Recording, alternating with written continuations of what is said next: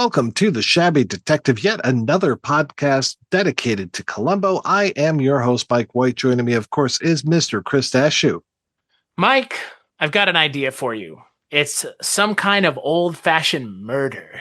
Yes, we are talking about Old-Fashioned Murder, directed by Robert Douglas, story by Lawrence Vale, teleplay by Peter Fableman, but there's a whole lot of other stuff going on in here. This is the most complicated episode of Columbo we've ever talked about. Both in front of and behind the scenes. Yes, sir. This one released November 28th, 1976. The previous episode was October 10th, 1976. Things go off the rails quite a bit after this because the next episode doesn't air till May 22nd, 77. This is one of those nice little 72-minuters, but my God, does it feel like a 90 or maybe even a 2-hour joint here, because this is a fucking painful episode for me. I'm curious what your thoughts are on this, because I've seen it a lot of times. I can never really remember it. Even as I'm getting into it, I'm just like, what's going on in this episode? Chris, what are your thoughts on Old-Fashioned Murder?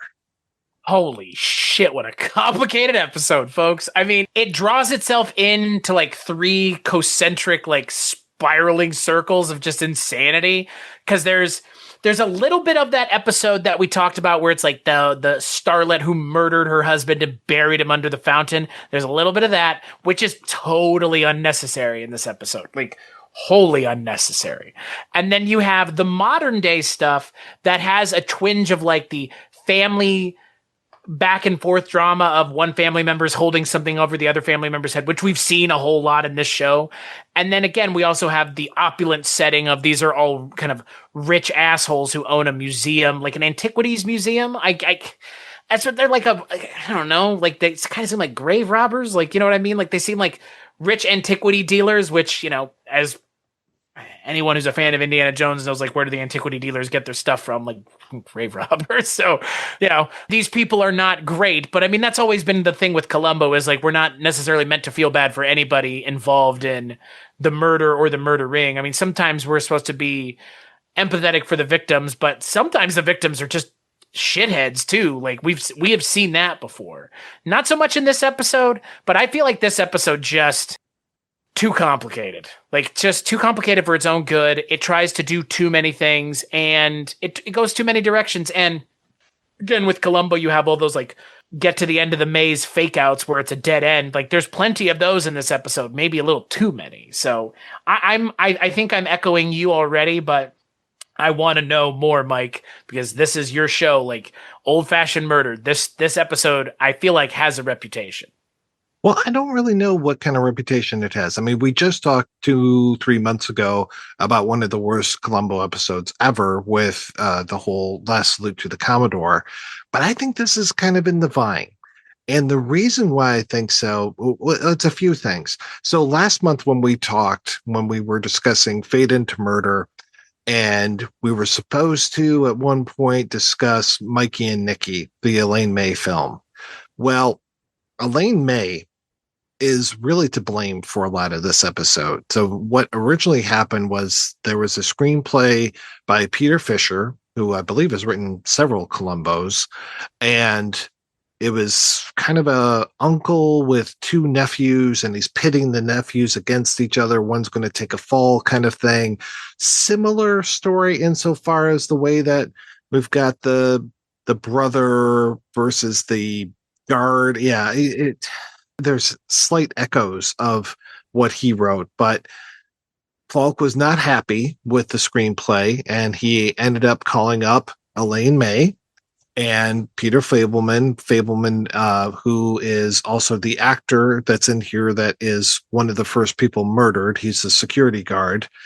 They came in and rewrote this whole thing, and apparently they were writing and rewriting and rewriting, and it took forever for this episode to get made. Like, one of the producers like left for vacation trying to get away from all this shit. He comes back and they're still filming this episode. Oh, and can you imagine, man? No, and they had to tell Falk that he was not getting final cut on this. He wanted to be in the editing room.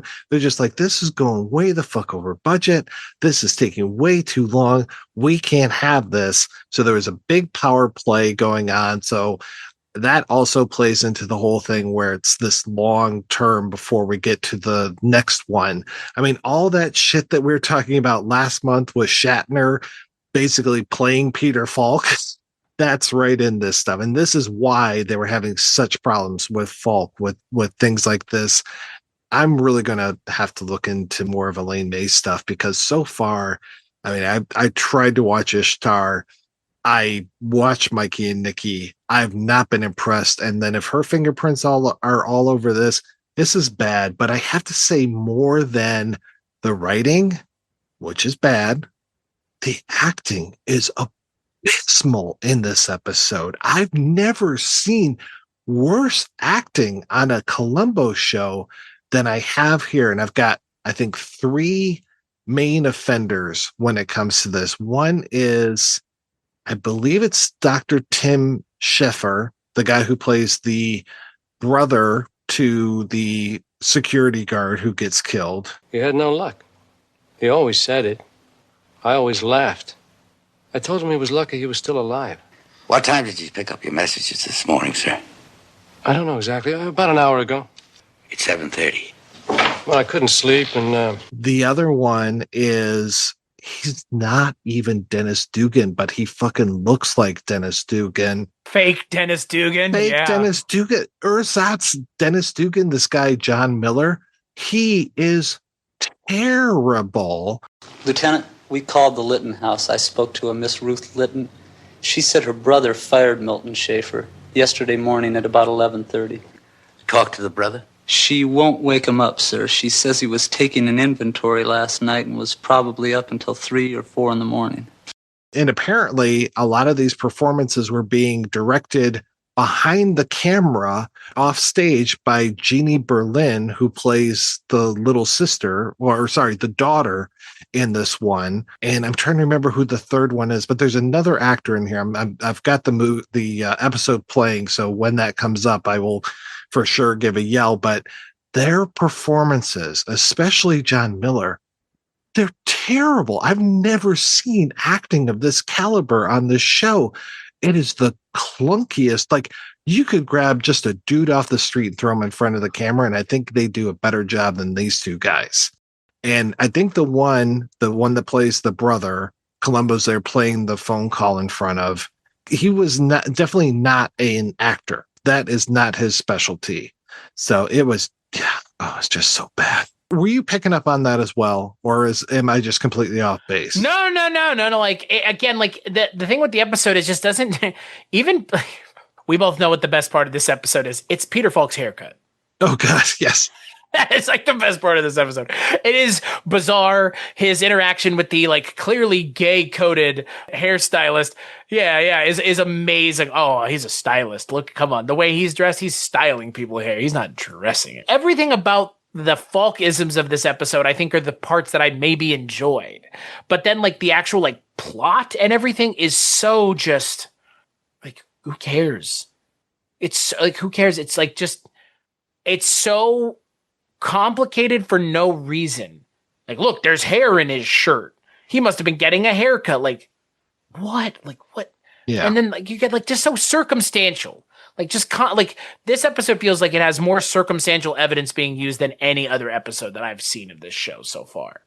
Do they even dig into like the phone call and stuff? Because that just seems so fake. So like there's a whole thing in this episode around the time of death. And what was it? Like he says on the recording, like when he called or yeah, which is weird. Like obviously these days you can actually look at your phone and see when the call comes in. I guess there just was nothing. And I know there wasn't because I grew up during this time. There would have been nothing to tell you when that answering machine, and again, we've got technology. So answering machine here, when that recorded the message, but I don't think he even, like Columbo should know from hearing that message that this is fake. That's the first time we see Columbo, and it takes forever for us to see Columbo. We're 17 minutes in, I think we've had at least one commercial break. We stay with Joyce Van Patten's character, who I just personally don't like at all. She's not somebody that I love to hate. She's not even somebody that I really empathize with. She's just kind of pathetic. She's just this dried up old maid. And I know that I'm using a very offensive term when I say that, but she is playing a dried up old maid.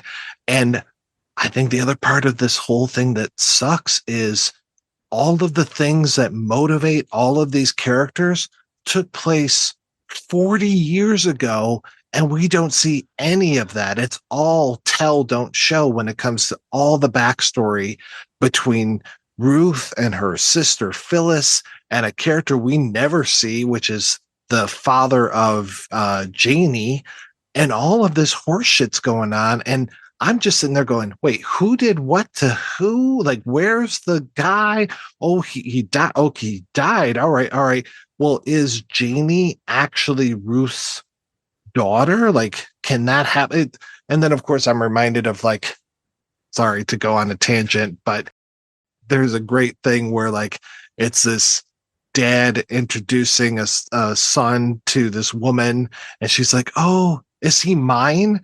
And it so reminded me of that. Like, I don't think you can have an illegitimate daughter, but yet it feels like there's supposed to be a big reveal at the end of this thing where it's like, oh no, Janie actually was mine, and somehow like my sister adopted her or something. And like, I'm just waiting for that. And even when I was reading Dawidziak's book, it's like, potentially her daughter. And I was like, no, you can't do that. Like, I was thinking that was going to happen, but according to this episode, no, Celeste was pregnant. Sorry, Celeste Holm, the Phillips character, her character was pregnant 3 months before they got married or something. So yeah, it just doesn't make any sense. And who gives a shit? Who gives a shit about all this stuff? I don't care. And like, Tim O'Connor is Edward Lytton, the guy who actually gets ganked in this, Joyce Van Patten's brother, and by that turn also Celeste Holmes' brother in this.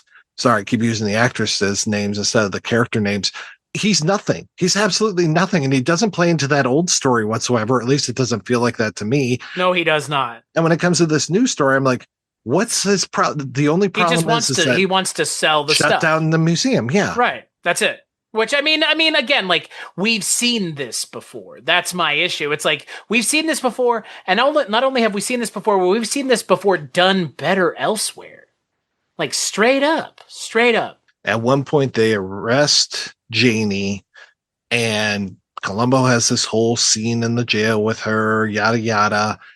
And I'm like, well, I wouldn't think Joyce Van Patten's character would allow her to get arrested, that she would come to her rescue. But no, she kind of is pointing to Janie as being the thief / murderer by planting that Etruscan belt buckle or whatever on her. And I'm like, well, what the hell? You're not being very protective at all of this girl. And the only reason she confesses at the end is to protect the girl's feelings. But I'm like, lady, you're going to keep her in jail. What the fuck is going on? She was going to go to jail for good. I think I really detest the other twist of this episode, which is, because they didn't use an item the right way, they must not know what it is. So it means nothing to them. Like, oh, wow. Like, yeah. What a lazy. She uses a belt buckle as an ashtray. And even Columbo's big reveal of 5 inches by 3 inches or whatever, and he's listening to the tape of the inventory. I'm like, yeah, that's not as big of a reveal as you think it is. Right. Like, what do you expect, Columbo? Like, that's not a gotcha. If you have an episode like this, and the episode ultimately is the kind of back and forth with the female character and then Columbo, I think that works. I just don't think it works here. Well, God, Lee Grant, because Joyce Van Patten is not engaged. But I actually think, for me personally, the person who feels the least engaged is Peter Falk, 100%. And so I wouldn't say so much of this episode falls on him, but there are parts of this that obviously do fall very much on his shoulders. His very shabby shoulders. I don't get why he is sneezing when he comes in and interviews her for the first time. I'm like, okay, is there something in the room that is causing him to sneeze? You know, is there some sort of clue that's going to come up later around like allergies or something? Because this show is so careful when it comes to how they treat these things. Normally, yes. Normally is so careful. I mean, it's not like he's sleepwalking through it, but it's just, there are moments of just absolute silliness, like the whole thing of, oh, if you even mention murder around my sister, she'll faint dead away. And she goes, oh, this is Lieutenant Columbo of the homicide department. And then boom, her sister goes down. I'm like, is that supposed to be very funny? Because it's not funny. And again, like, you're okay with this person going to jail. Like, I that's why I said what I said at the top of this episode. Where like, I don't feel bad for anybody. And I'm not sure I'm supposed to. I'm not emotionally invested in anyone, and that includes Lieutenant Columbo. Other than his haircut. For me, like, the funniest, most interesting part of this episode is Columbo being forced to have a weird haircut for most of the episode. And him having to, like, continue to acknowledge that. Like, that's the best part of this episode, far and away. And that seems to go away after a little bit, too. Right. Yeah, exactly. It's not even part of the episode consistently. It stops about what, like 2 scenes after, I think. It kind of gets like his hair kind of just goes back to normal, as it were. I don't know if I would disagree that this is one of the worst episodes, because I think this might be. At least it's only 72 minutes. Because, you know, we could have had 90. And we have had 90 with bad episodes. Maybe not worse than this, but bad in their own way and or a different way. It's a pity, you know. And another thing why I'm bringing up this whole thing with Joyce Van Patten is she was also in Mikey and Nikki, so it's like they're this kind of coffee clutch of these folks kind of in the orbit of Elaine May. I'm like, no, this is not good, guys. Like, you really got to do better here. Like, I am expecting. By the way, guess who Joyce Van Patten was married to from 1973 to 1987? Dennis Dugan. Dennis Dugan. Why are we dragging the good name of Dennis Dugan? Is it because he hasn't brought us enough quality films like The Benchwarmers, National Security, Don't Mess with the Zohan? Are none of those cinema classics enough for you, Mike? Isn't that about that guy who's running for mayor in New York City? Don't Mess with the Zohan. Jesus. I'm pretty sure Don't Mess with the Zohan is a problematic film now for different reasons. I believe Zohan in the movie is like ex-Israeli military just beating people up in New York, which, you know, whatever. I mean, hey, you know what? As long as it's Adam Sandler doing it, you know. Dennis Dugan. What? Yeah, I actually think I would have preferred Dennis Dugan in this episode to fake Dennis Dugan. Homunculus Dugan. He's actually got a scroll in his mouth if you open it wide enough. He's a golem. I mean, this whole thing of like secret family histories and stuff, like I can see what you're talking about when it comes to that actress one, just because of all the things that happened in the past that we're not privy to. But this also reminds me a little bit of Suitable for Framing, with this whole idea of like throwing the niece under the bus, but the niece is not nearly as charming as we had with the Suitable for Framing with the aunt. You know, it's like I don't care about these people, and it feels like we're dropped into this world, and it's a weird world of like art museums and stuff. So I mean, the art museum itself just is a big old set. It doesn't look good. It's set bound. This is so set bound. And the times he is outside, I mean, he runs into the line of other policemen. What? That doesn't make sense. That's just not good. I mean, it just feels like the laughs in this episode are cheap laughs. I think everything about this episode feels cheap, including the set dressing. Like, the set dressing looks cheap. Like, everything, I don't know. This episode is just too many cooks in the kitchen. Like I said, I barely remember this episode, and it even when I was watching it, I was like, well, I don't remember what happens as far as like the twists and turns and anything, but there's really not that many twists and turns. It just feels like such a simple mystery, and it feels like he should have solved it as soon as he heard that phone call and not been messing around with any of this other stuff. For me, it's just really uninteresting because we've seen things like this before. When they did them there, at least the people were invested. Here, it's just like it's the lack of engagement from everybody is really high, and I just don't understand. And I'm like thoroughly disappointed by it. Because again, like when you have this few episodes in a season, on top of everything else, there's 3 episodes this season. This is one of 3. Jesus H Christ. And on top of everything else, like you've already alluded to, they in real time had to wait 7 months for the next episode of Columbo.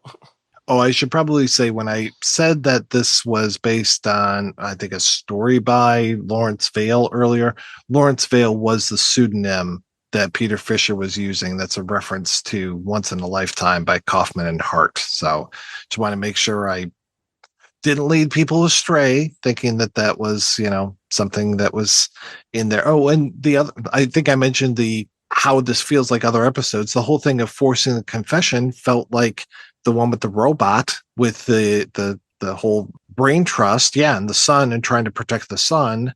And then Columbo fucking steps on the woman's dress and rips it. I'm like, that's right out of A Case of Immunity. What are you doing? You're just like recycling gags in this now. I'm shocked at the level of laziness that this episode has, because this is not a lazy show. Not normally, anyways. I think the worst thing about this episode is that it is so forgettable, because we're going to be, a few more years north from here, and we're going to talk about the best episodes and the worst episodes, and we're both probably going to forget this one. It's bad, but it's not as bad as it could be. I'm not offended like I was offended by Last Salute to the Commodore, but it still just stinks. Again, there are some minor positives, like it's not 90 minutes.